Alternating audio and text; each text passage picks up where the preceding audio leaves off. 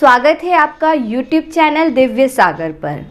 हमेशा की तरह आज भी मैं आपके लिए लाई हूँ बहुत ही बेहतरीन कहानी, तो वीडियो को पूरा ज़रूर देखिएगा। एंड आई एम श्योर आपने इस चैनल को सब्सक्राइब तो कर ही लिया होगा। तो चलिए शुरू करते हैं आज की कहानी।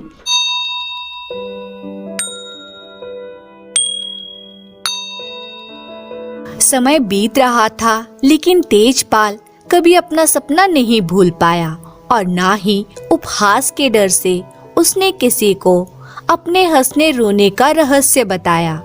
एक दिन चौपाल पर कुछ आदमी राजा द्वारा की गई घोषणा की चर्चा कर रहे थे। तेजपाल ने सुना राजा अपनी राजकुमारी बेटी के लिए वर खोज रहे हैं, जिसके लिए स्वयंवर आयोजित होना है। स्वयंवर में भाग लेने की कुछ शर्तें हैं। पहली शर्त के अनुसार 2 प्रश्नों के उत्तर देने हैं। पहला प्रश्न है, गौशाला में 3 गायें हैं, बताना है कौन सी गाय उम्र में सबसे छोटी है, कौन सी उससे बड़ी है और कौन सी सबसे बड़ी है। दूसरी पहेली है, एक बंद खाली कमरे को कुछ सामान रखे बिना कैसे भरा जा सकता है। आगे वह आदमी कह रहा था, 2 पहेलियां किसी ने सुलझा भी ली तो अंतिम शर्त तो पूरी करना असंभव ही है। कड़े पहरे के बीच राजमहल में प्रवेश करना और फिर अंदर से राजकुमारी के पलंग के पायों के नीचे से सोने की ईंटें निकालकर राजा के सामने लाना, भला इतनी हिम्मत कौन कर सकता है। तेजपाल ने ध्यान से सारी बातें सुनी और अनमना सा घर वापस आया। उदास बेटे को प्रसन्न करने के लिए उसकी माँ हीराबाई ने तेजपाल की मनपसंद का खाना परोसा, लेकिन वे 2-4 निवाले खाकर ही उठ गया। खटिया पर लेटा वे सोच रहा था, माँ से कैसे पूछूं, कहीं मना कर दिया तो। तभी हीराबाई सिरहाने बैठकर उसका सिर सहलाने लगी।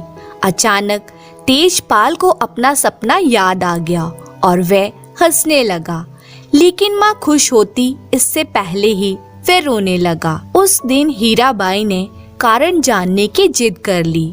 तेजपाल उदास स्वर में बोला, राजा की घोषणा को तो जानती है, मैं भी दरबार में जाकर अपना भाग्य आजमाना चाहता हूँ, तो मुझे जाने देगी। हीराबाई बोली, मुझे तुझ पर पूरा विश्वास है, जा बेटा तू जा। अगले दिन तेजपाल राजा के दरबार में पहुंचा। राजा चिंतित थे। स्वयंवर के लिए उनकी शर्तें शायद कुछ ज्यादा ही कठिन थीं।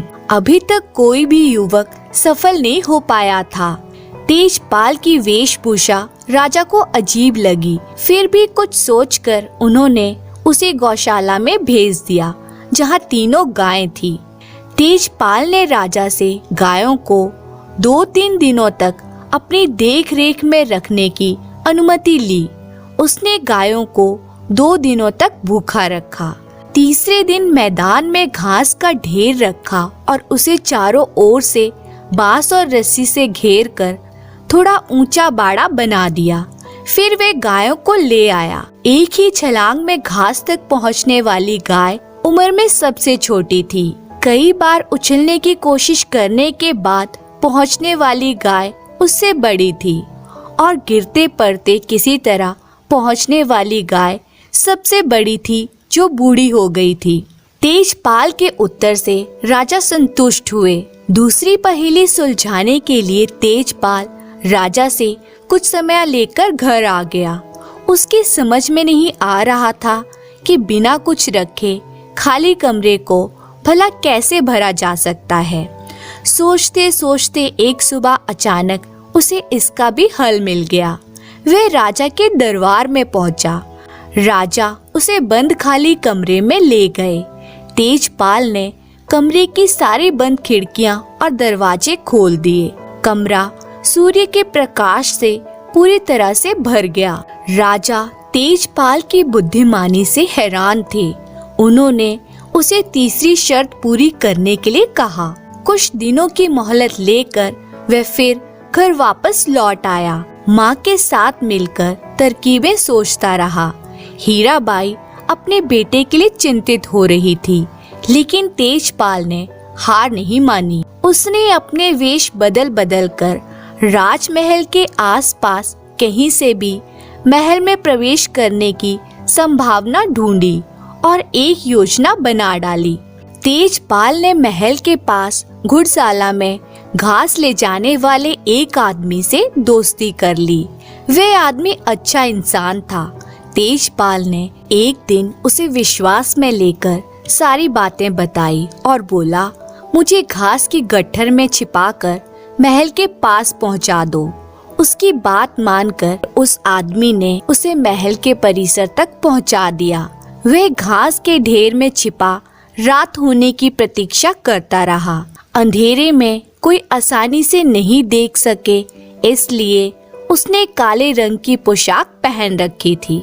आधी रात को अंधेरे में छिपते छिपाते वह राजकुमारी के कमरे तक पहुंच गया। राजकुमारी गहरी नींद में सो रही थी। पलंग के चारों पायों के नीचे सोने की ईंटें अंधेरे में भी चमक रही थी। उसने धीरे से राजकुमारी को जगाया। अंधेरे में काली आकृति देखकर वह डर गई। तेजपाल ने कहा, मैं यमदूत हूँ, तुम्हें ले जाने आया हूँ।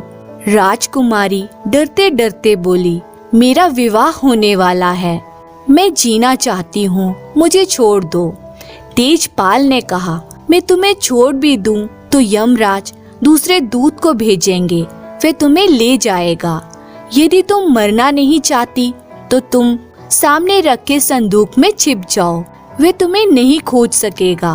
राजकुमारी की हामी भरते ही तेजपाल ने उसे संदूक में बैठाकर संदूक बंद कर दिया और सोने की ईंट निकाल ली। संदूक में बैठी राजकुमारी की नींद अब पूरी तरह से खुल चुकी थी। वह बहुत डरी हुई थी, सोच रही थी, चिल्ला चिल्ला कर सैनिकों को बुलाऊं या संदूक को जोर जोर से पीटूं। तभी उसके मन में एक विचार आया, कहीं यह वही नवयुवक तो नहीं जिसकी बुद्धिमानी की प्रशंसा पिताजी कर रहे थे। इसने 2 शर्तें पूरी कर ली है और शायद तीसरी पूरी करने आया है। अपने को यमराज बताकर तो इसने मुझे नींद में डरा ही दिया था। यह तो मेरा होने वाला पति है। राजकुमारी सांस रोककर चुपचाप बैठी रही। सोचने लगी, असली बहादुरी, हिम्मत और बुद्धि की परख तो तब होगी जब ये ईंटें लेकर सुरक्षित महल से निकल जाएगा। देखूं क्या करता है। अब तेजपाल दबे पांव राजा के कमरे में पहुंचा। सिराह ने राजा की राजसी पोशाक रखी थी। उसने उसे पहन लिया और बाहर निकला। अंधेरे में सैनिकों ने उसे राजा समझ आंखें झुकाकर सलाम किया।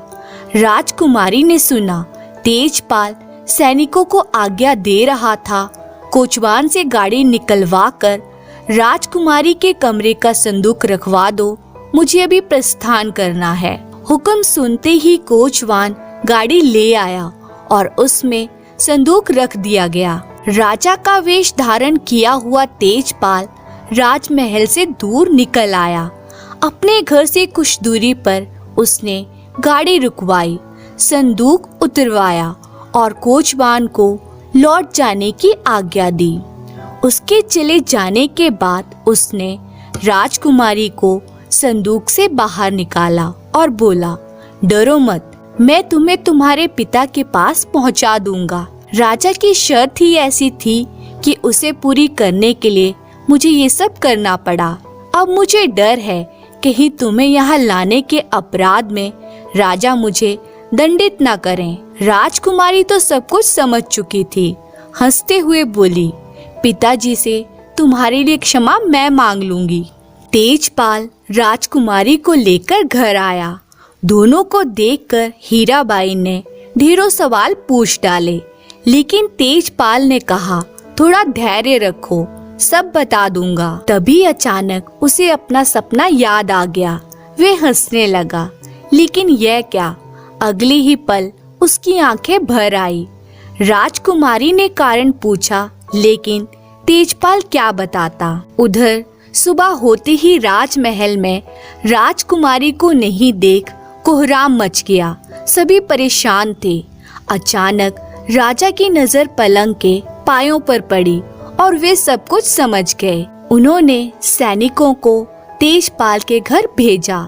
सैनिक दोनों को लेकर राजा के सामने आए। तेजपाल ने हाथ जोड़कर क्षमा मांगते हुए सोने की चारों ईंटें राजा के सामने रख दी। राजा ने उसी समय निश्चय कर लिया कि तेजपाल ही उसकी राजकुमारी के लिए योग्य वर है। निर्धनता कोई दुर्गुण नहीं है।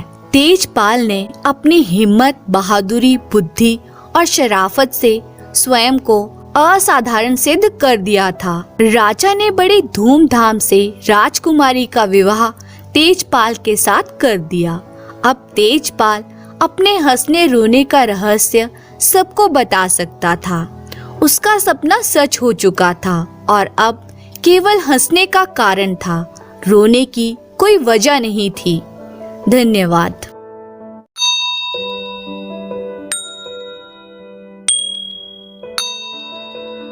बहुत पुरानी बात है, सुंदरगढ़ राज्य में संबल नाम के राजा राज करते थे। उसके यहाँ बड़े बड़े वीर और मल्ल योद्धा यानी पहलवान रहते थे। एक बार राजा सबल के दरबार में महामल नाम का एक पहलवान आया।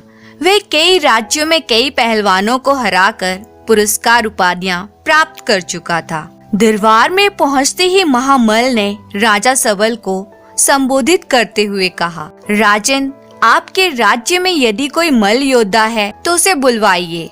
मैं उसे कुछ ही मिनटों में हरा दूंगा। यदि आपके यहाँ ऐसा कोई योद्धा नहीं है तो फिर बिना किसी देरी के आप मुझे सबसे बलशाली पहलवान की उपाधि तथा प्रशंसा पत्र प्रदान करें। महामल के गर्व भरे दावे को सुनकर सभी दरबारी हैरान रह गए। राजा की समझ में नहीं आ रहा था कि क्या उत्तर दे।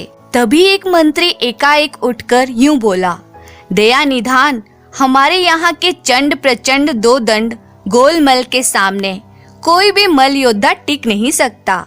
ये बात सभी जानते हैं। वे अभी कहीं बाहर गए हुए हैं, 1-2 दिन में लौट आएंगे। खैर, महामल के लिए पूरे सम्मान के साथ राजमहल में रहने की व्यवस्था कर दी गई। उसके कानों में मंत्री की बात बार बार गूंजे जा रही थी। वह गोलमल के बारे में ज्यादा से ज्यादा जानकारी प्राप्त कर लेना चाहता था, इसलिए वह नौकरों से कुरेद कर सवाल पूछ रहा था। नौकरों ने उसे जो बताया वह इस प्रकार था, गोलमल यहाँ के सभी मल्ल योद्धाओं के गुरु हैं। वे हमेशा योग साधना में लीन रहते हैं। वह तभी बाहर निकलते हैं जब राज्य की प्रतिष्ठा पर आंच आ रही हो। उनका शरीर वज्र के समान है। दूसरे दिन महामल के विश्राम कक्ष के बाहर एक और विश्राम कक्ष खड़ा कर दिया गया। उस विश्राम कक्ष का प्रवेश द्वार काफी ऊंचा और चौड़ा था। उसे देखकर महामल ने आश्चर्य में भरकर नौकरों से पूछा, यह क्या है? नौकरों ने कहा, गोलमल जी आने वाले हैं। वे विशाल शरीर वाले हैं। साधारण द्वार में से वे निकल नहीं पाते, इसलिए इतना बड़ा द्वार बनवाया गया है। उधर अपने मजदूरों से राजमिस्त्री कह रहा था, अरे फर्श को अच्छी तरह से दुर्मुस से कूटो ताकि वे खूब पक्का हो जाए, वरना गोलमल जी का पांव पड़ते ही वे धंस जाएगा और उसमें गड्ढे पड़ जाएंगे। अब गोलमल के लिए बड़े बड़े बर्तनों में बादाम, पिस्ता, दूध, मक्खन आदि आने लगे। यह तमाम हलचल महामल अपनी आंखों से देख रहा था। उसी शाम राजधानी में घोषणा हुई कि अगले दिन नए विश्राम कक्ष में गोलमल जी प्रवेश करेंगे। फिर सुबह सुबह एक विशाल बग्गी वहां आकर रुकी। वहां उपस्थित सभी लोग जोर जोर से नारे लगाने लगे, चंड प्रचंड दो दंड गोलमल जी की जय। गोलमल का स्वागत करने के लिए वहां राजा संबल स्वयं भी उपस्थित थे। कुछ ही देर बाद राजा के पास एक सैनिक आया और बोला, अन्नदाता, महामल अपने विश्राम कक्ष में नहीं है। पहरेदार कहते हैं कि वह बिना कुछ कहे ही वहां से चला गया। राजा का मंत्री भी वहीं पास ही खड़ा था। वह धीमे से मुस्कुराकर बोला, महाराज, हमने जो सोचा था वैसा ही हुआ।